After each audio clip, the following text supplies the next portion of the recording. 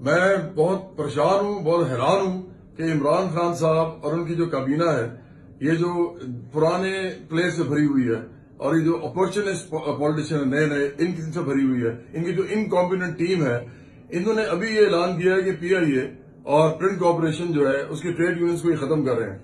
मुझे बताएं, ये साहब जो है इमरान खान साहब, ये 300 कनाल में खुद रहते हैं।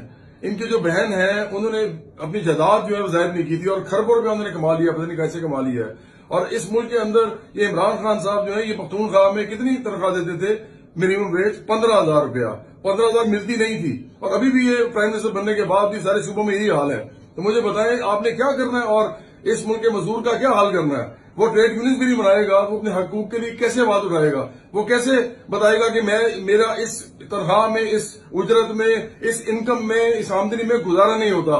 इमरान खान साहब को ख्याल करें, ये मुल्क आपका नहीं है, सिर्फ आप जैसे जगीरदार सरमायादार लोगों का नहीं है, ये माफियाज का नहीं है।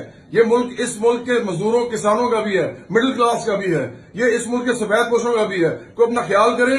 ये इस जिंदगी में जो कुछ आपने चाहना था ना, शौक था आपको प्राइम मिनिस्टर बनने का, आपका पूरा हो गया। अब जरा तवज्जो दें इन लोगों की जिंदगियों में भी। आप तो यश ही कर रहे हैं, इन लोगों का क्या कुछ पुराने हाल होगा? तो बराबरी वाली पाकिस्तान जो है, हमारा तो मौका भी यही है कि इस मुल्क के अंदर मजदूर, किसान, मेहनत कश और मिडिल क्लास के लिए काम होना चाहिए। आप उल्टा जो है